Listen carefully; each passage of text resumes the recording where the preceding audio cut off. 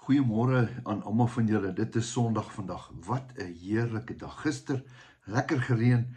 Ek het op 'n stadium so 10 mm hier in Moreletta Park gekry. Maar ons is so dankbaar. Dit maak 'n groot verskil. En ek hoor daar kom nog baie reën. Sê jy amen op hom? Verseker, die Here gaan sy reën op ons almal uitstort en ook ons geestelike reën gaan ons ook nog kry. Nou ja, vanmôre is Sondag en dis my voorreg om met jou te praat, die 18 Oktober. En ek gaan lekker 'n bietjie met jou gesels. En ook gaan ek met jou nagmaal hou, verbondsmaal, soos party mense sê. Kom ons doen dit tot eer van die Here. Jesus het gesê, ons moet dit so dikwels as moontlik moet ons dit doen. Dis Sondag vandag en ons gaan dit doen. Ons gaan eers saam bid en ek gaan die Here vertrou om hierdie woord te seën. Is jy met my? Kom ons bid saam. Dankie Here vir hierdie dag. Dankie dat ons nog 'n geleentheid het om asem te haal. Dankie dat U deur hierdie donker nag by ons gewaak het. Dankie Here dat ons vandag kan bid net met lof in ons harte. Om vir U te sê, U is ons koning, U is ons Here, U is ons saligmaker. Here, ek wil vanmôre bid dat U hierdie woord sal seën en ook die nagmaal, Here. Dankie dat ons dit kan doen. Dankie Here, ons loof en prys U naam. Amen. Nou ja, vanmôre gaan ek so 'n bietjie deur die Bybel en dan kyk ek na sekere oomblikke in die Bybel wat altyd vir my sal uitstaan. Ek dink almal wat my ken weet, omdat my naam Dawid is ek so lief vir Dawid. En dan is daar baie stories wat ek kan vertel. Ek is eintlik 'n goeie storieverteller, sê hulle. Ek hou daarvan om stories te vertel, want stories gryp mense aan. En hier is 'n baie mooi storie in die Bybel wat hier staan. Maar dit is nie net 'n storie nie, dis 'n werklikheid van iemand wat baie erg oor die Here was. Hy was eers 'n wille ou gewees en toe draai die Here hom om. Sy naam was eers Saulus en toe word hy Paulus. En kyk 'n bietjie wat hy moes deurgegaan het oor dit wat hy aangeglo het. En ek gaan dit vanmôre vir jou lees. Nou kom ek lees dit vanmôre vir jou. Ek gaan dit vir jou lees uit Handelinge 16 uit. En Handelinge 16, ek gaan dit hierso lees vanaf vers 19 af, verskoning.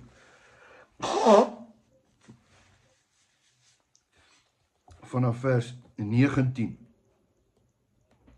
En toe die eienaars haar sien dat die hoop op hulle wins weg was, het hulle Paulus en Silas gegryp en hulle na die mark voor die owerheid gesleep, né? En voor die regters gebring en gesê, hierdie manne bring ons stad in opskudding, omdat hulle Jode is.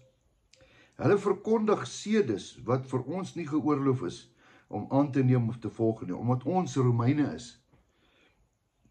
En die skare het saam teen hulle opgestaan en die regters het hulle klere laat afskeer en bevel gegee om hulle met stokke te slaan. Ek gaan dit net weer lees.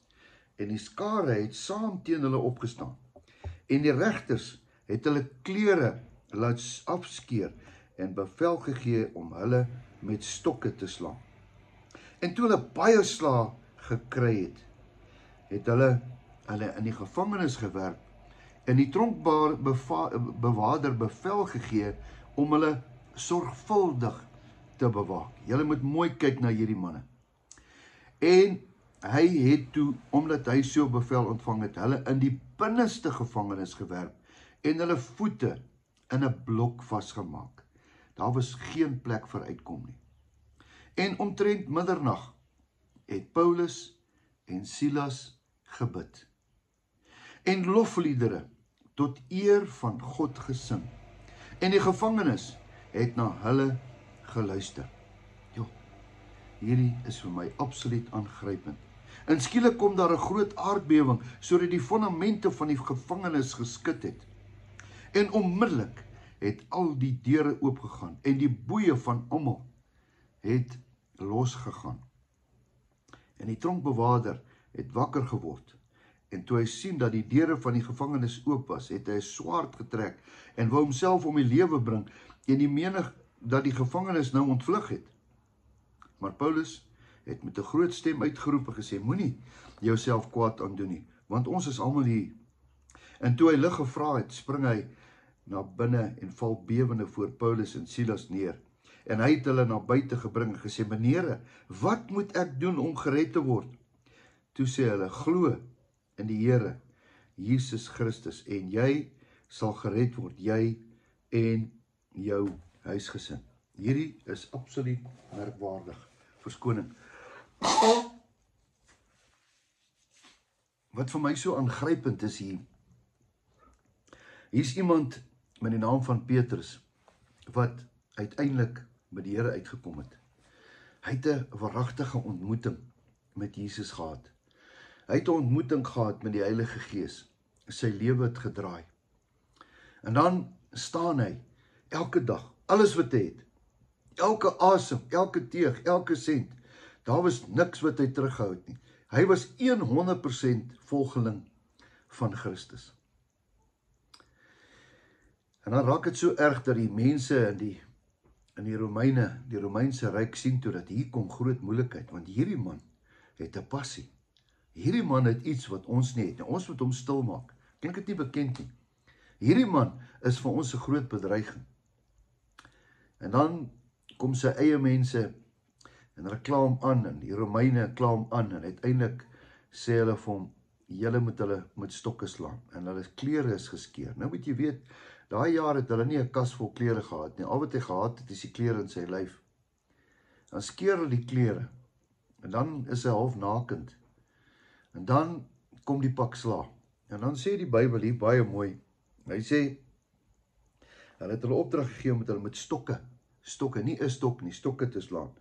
En hulle het hulle baie sla gegee. Nou ek glo as die Bybel sê, hulle het oordentlik pak gekry. Dan het hulle oordentlik pak gekry. Nie soos in ons tyd 6 van die bestes nie, nee. Ek dink hulle is oor hulle lyf, oor hulle rug, oral is hulle geslaan. Verskriklik, deur enige ou. En hulle het hulle in die tronk gegooi. En die tronkbewaarder bevel gegee om hulle sorgvuldig te bewaak. Hierdie manne, moet julle baie mooi na kyk. En daai opdrag het hy uitgevoer.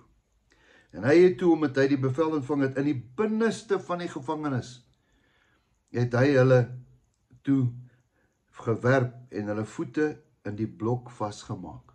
Julle kan nêrens heen nie. En omtrent middernag, hier kom hy. Hier laat in die nag. Al wat Paulus en Silas oorgehad het, was om te bid en te glo en lofliedere te sing. Ja, wat 'n storie. Hy sê, tot eer van die Here, en die gevangenes het na hulle geluister. Skielik kom daar 'n aardbewing, sodat die fondamente van die gevangenis geskit het, en onmiddellik het al die deure oopgegaan, en die boeye van almal het losgeraak. Wat wil ons vanmôre vir mekaar hier sê? 'n krisissituasie. Iemand wat in die diepste, dit laat my nogal dink soos Jona, wat daar in die diepte van die maag het en na God geroep. En dan hoor die Here hom. Die Here het hom gehoor, toe hulle daar lofliedere gesing het. Dit maak nie sin nie. Dit maak nie sin dat waarvoor jy geslaan word en verneder word en in 'n stinkende tronk gegooi word en dan sing jy lofliedere. Dit maak nie sin nie. En dan bid jy. En dan bid jy met dankbaarheid. Ek dink nie hulle het met klaagliedere gebid nie, hulle het met dankbaarheid gebid. Sjoe, Here, ek steek so ver agter. Baie keer, dan is my mond, baie keer in my pad. En dan kla ek. Die Engelse praat van moan. Moan ek so partykeer, as ek nou as kind van die Here, partykeer 'n bietjie, hier iets gebeur met my, oh Here, why me, Lord? Dan leer ek vanmôre, dat hierdie mense het niks gehad nie, al wat hulle gehad het was die Here. En toe hulle nou in die tronk gegooi word, kon hulle gesê, ja Here, dis u skuld. Kry ons uit hierdie gemors uit. Sê hulle, nee, kom ons bid. Kom ons sing loflieder. Kom ons prys die Here. Prys die Here met alles wat ek in my het. En dan kom daar 'n aardbewing. Dan skud die grond. Ek dink net hoe die hemelse Vader moes gevoel het toe hulle gesien het om te sê, hierdie manne ten spyte van hulle omstandighede. En dan skud hy die aardbewing.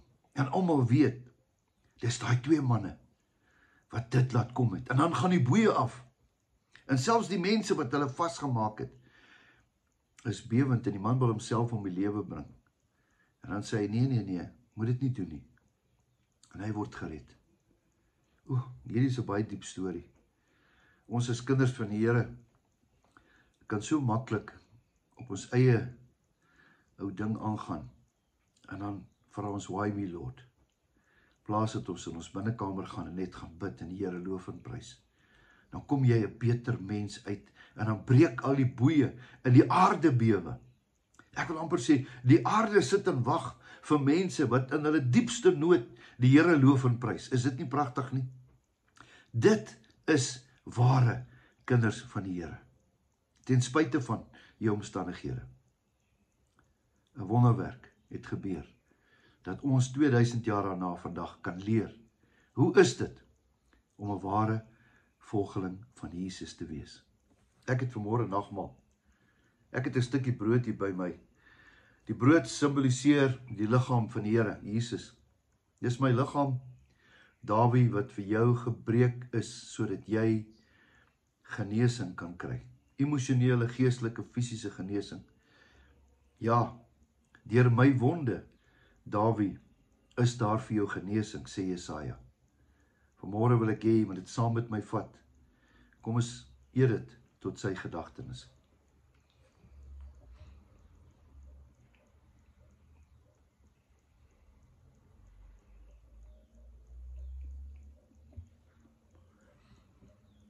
En dan die kosbare bloed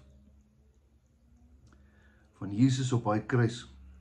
Ja, hy is doodgemaak, maar op die derde dag het hy opgestaan. Prys die Here, hy leef tot vandag toe. Nêrens is daar 'n graf met sy lijk nie. Nee, hy het opgestaan. Die klere het dit bewys. Die muur is oopgemaak, die klip is oopgemaak. Hy het opgestaan. Vir my en vir jou. Vanmôre kom ons en sê dankie vir die bloed, dat u die lam van God was, om vir ons te sterf, sodat ons kan lewe. Ons drink dit vanmôre tot sy gedagtenis.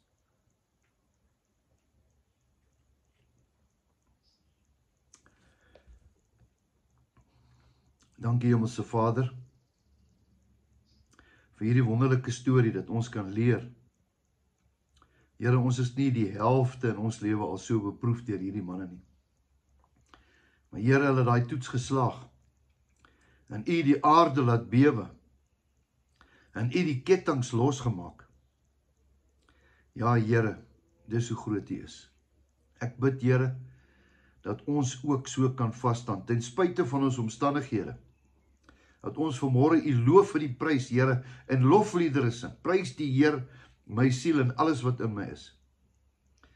Here, sodat die kettinge en die boeie kan loskom, en sodat die aarde kan bewe.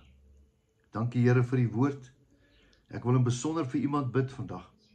Iemand wat in 'n diep kuil is, Here, in baie boeie vasgemaak is.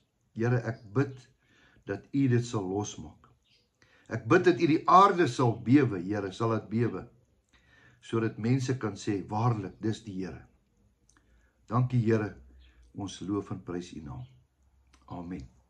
Mag jy 'n wonderlike geseënde dag hê. Weet dat hierdie Jesus jou baie lief het.